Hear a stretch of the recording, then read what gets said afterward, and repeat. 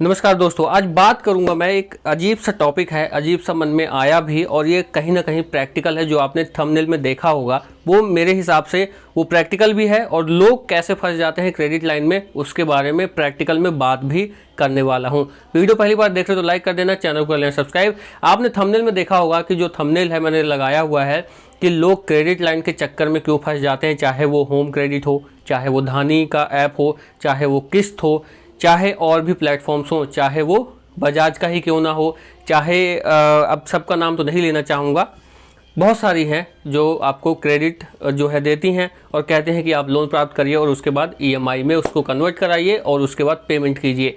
तो उसके बारे में बताने वाला हूं कि फंसते क्यों हैं हम लोग। तो ये शुरुआत जो है यहाँ से होती है कि जो लोग इसमें फंसते हैं, जाहिर सी बात है कि वो आईटीआर अपनी नहीं फाइल करते हैं, या फिर यूं कह लीजिए कि वो क्रेडिट कार्ड बैंक का नहीं ले सकते हैं, उनकी प्रोफाइल इतनी अच्छी नहीं है, जहां तक मुझे लगता है। बाकी अगर मैं गलत हूं या फिर सही हूं, दोनों के बारे में कमेंट वीडियो के नीचे कर सकते हैं। तो जो मैंने अपना सोचा है और जो मैंने प्रैक्टिकल एक्सपीरियंस किया है कि क्यों हम क्रेडिट लाइन यहाँ से मिल जाए और ज़्यादा अमाउंट भी नहीं होता है, हालांकि कई लोगों को अमाउंट भी ज़्यादा मिलता है, लाखों में मिल जाता है। कुछ कमेंट्स भी आए हैं जिसमें, और किसी से पर्सनल मेरी बात भी हो रही है इंस्टाग्राम पर, तो वो उनको तो 1 लाख रुपए तक की भी लिमिट मिली है धानी में। लेकिन आपको बताना चाहूँगा स्टार्टिंग में जो है आपको 10,000, 15,000, 20,000, 25,000, कई सारे ऐप तो 4,000, 5,000 भी आपको देते हैं। किस्त की बात करूँ तो उनकी हाईएस्ट लिमिट ही शायद 30,000 है, किस्त वाले जो हैं। तो आपको बताना चाह रहा था कि इसमें लोग क्यों फंसते हैं, यानी कि क्रेडिट लाइन के चक्कर में क्यों फंसते हैं। तो जैसा कि मैंने बताया कि जब आप बैंक से क्रेडिट कार्ड अप्लाई करने जाते हैं तो वहाँ पे आपसे कई चीज़ें मांगी जाती हैं। इनकम टैक्स की रिटर्न मांगी जाती है आपसे, 2 साल की तो मिनिमम मांग ही लेते हैं, नहीं तो कहीं कहीं तो 3 साल की मांगते हैं, और वो भी 4 लाख के आसपास होनी चाहिए। 4 लाख से ऊपर की ही इनकम टैक्स की रिटर्न होनी चाहिए। उसके अलावा आप एक अच्छी कंपनी में जॉब करते हो जो लिस्टेड हो। जब आपको ये भी एक्सपीरियंस होगा, अगर आपने क्रेडिट लाइन इधर उधर से कहीं से लिया है किसी थर्ड पार्टी से, सिवाय बैंक के अलावा जो कंपनीज़ हैं वहाँ से अगर लिया है, तो आपको पता होगा कि जब आप अप्लाई करते हैं क्रेडिट कार्ड तो लिस्टिंग कंपनी भी आ जाती है। आपसे पूछा जाता है डेजिग्नेशन और आपका कंपनी का नाम, तो उसमें अगर आप लिस्टेड नहीं है तो क्रेडिट कार्ड नहीं मिलता है आपको बैंक से। आईटीआर नहीं है तो नहीं मिलता है। लेटर हेड आप सैलरी नहीं दिखा सकते हैं 25,000, 30,000 से ऊपर, तो नहीं मिलता है। बैंक में आपके ट्रांजेक्शन नहीं होती है 30,000, 25,000 से ऊपर मंथली इनकम आपके अकाउंट में आनी चाहिए। कैश तो कोई मानता ही नहीं है आजकल क्या ज़्यादातर जो बैंक के ट्रांजेक्शन्स हैं या फिर बैंक से रिलेटेड कोई काम होता है तो कैश की वहाँ पे कोई गिनती नहीं होती। बहुत माइनर केस में कैश की गिनती होती है, और वो एक जेन्युइन भी नहीं है, और उसको एक ये भी कह सकते हैं एक तरह से कि वो मान्य ही नहीं है, क्योंकि कैश का कुछ हिसाब किताब नहीं रहता है। कोई कितना भी बोल सकता है कि हम इतना कमाते हैं, 50,000, 1 लाख, बट उसका प्रूफ दीजिए, तो प्रूफ आपको स्टेटमेंट में देना होगा। स्टेटमेंट में आपके एंट्री होती ही नहीं है। जो लोग क्रेडिट लाइन के चक्कर में पड़ते हैं, ये हो गया। अब यहाँ पर एक चीज़ और आती है कि क्रेडिट स्कोर भी किसी का ठीक नहीं होता है, तो वो इन कंपनियों इन द सेंस कि जो और बैंक के अलावा जो प्रोवाइड करते हैं क्रेडिट लाइन और क्रेडिट लिमिट, लोन्स वगैरह, उनके चक्कर में आते हैं। फिर वहाँ उनसे लिया जाता है खूब सारा चार्ज, जो कि काउंटेबल तो है ही, काउंट तो आप कर ही सकते हैं, लेकिन वो इतना हो जाता है कि वो कैलकुलेशन कुछ इस तरह से होती है कि लोग उसको किसी न किसी तरह से, वो कहीं ना कहीं फिर उनको ये लगता है कि यार फंसते ही चले जा रहे हैं। अब जाहिर सी बात है, आपको यहाँ पर पैसे भी मिल रहे हैं, क्रेडिट लिमिट भी दी जा रही है, तो जाहिर सी बात है कि कंपनी भी पैसा तो कमाएगी, क्योंकि कंपनी फ्री में तो जो है लोगों को बिठा नहीं रखा है काम करने के लिए, या फिर कोई ऑर्गेनाइजेशन है पैसे आपको दे रही है, फ्री में तो देगी नहीं। तो उनका भी एक ठीक है कि भाई अगर आप वहाँ बैंकों में आपको नहीं मिल रहा है तो हम आपको प्रोवाइड कराएंगे, लेकिन आपसे चार्ज लिया जाएगा। तो अब यहाँ पे अब फिर लोगों पे बात आ जाती है। अब लोग बैंक में नहीं मिलता है तो उनको नीड तो होती है कहीं ना कहीं से, तो वही कुछ ना कुछ तो करना ही पड़ेगा।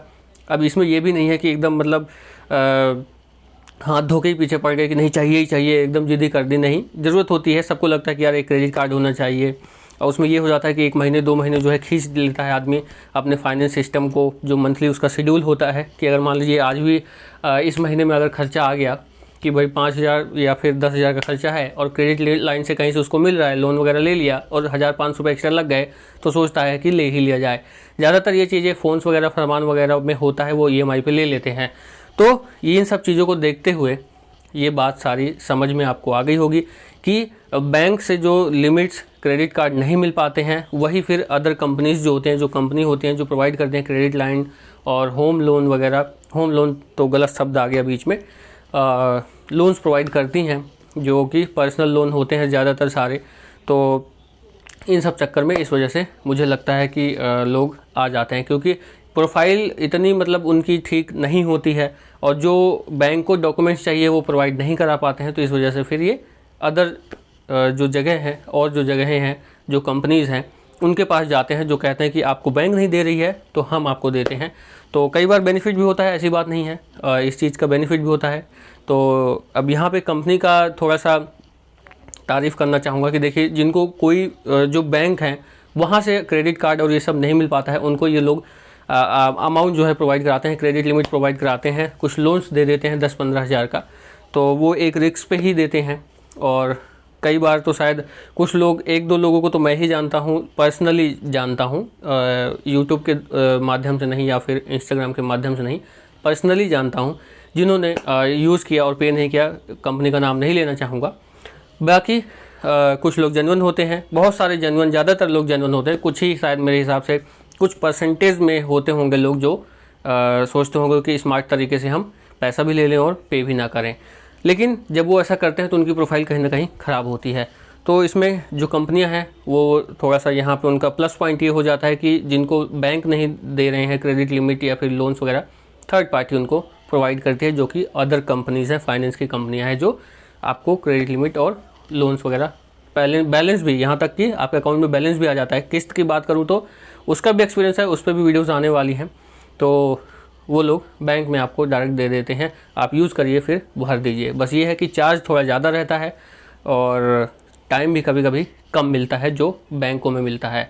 तो इस तरह से आपको बताना चाहूँगा जो एक मेरे माइंड में था। मुझे लगता है कि आप भी इस चीज़ से सहमत होंगे, क्योंकि उसी प्रोफाइल से मैं थोड़ा सा रिलेट करता हूँ, तभी ये जो होम क्रेडिट, धानी ऐप, किस्त, इन सब का यूज़ हो रहा है, मतलब इन्हीं कैटेगरी में मैं आता हूँ।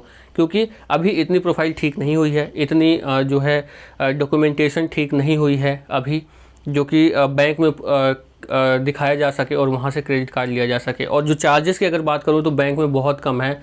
जो उनका स्टार्टिंग जो है क्रेडिट कार्ड का जो होता है वो 500 से ऊपर होता ही नहीं है, जो स्टार्टिंग वाला होता है, और उससे भी कम में आपको शायद चार्जेस में मिल जाए। लेकिन मिनिमम जो है मेरे ख्याल से, जो मैंने सुना है, कोटक महिंद्रा बैंक का बात करूं और जो पेटीएम खुद लेके आया है, पेटीएम का जो एसबीआई का जो कार्ड है, Paytm SBI card, credit card, वो भी 500 से स्टार्ट है। तो वहाँ पे चार्जेस कम होते हैं और उसमें 1 महीने बाद आपको भरना होता है। और जो अदर कंपनीज़ हैं कई बार आपको 10 दिन 15 दिन का ही टाइम देती हैं। तो कई सारी चीज़ें हैं। तो जो मैंने कहा, हो सकता है आपको समझ आया हो, और अगर आया है तो कमेंट करिए, मुझसे कुछ रह गया हो तो लोगों को पता चलना चाहिए। और मैंने सही कहा इस वीडियो में कि नहीं, वो भी कमेंट कर सकते हैं। इस वीडियो को लाइक नहीं, चैनल को लाइक से सब्सक्राइब कर देना। नमस्कार।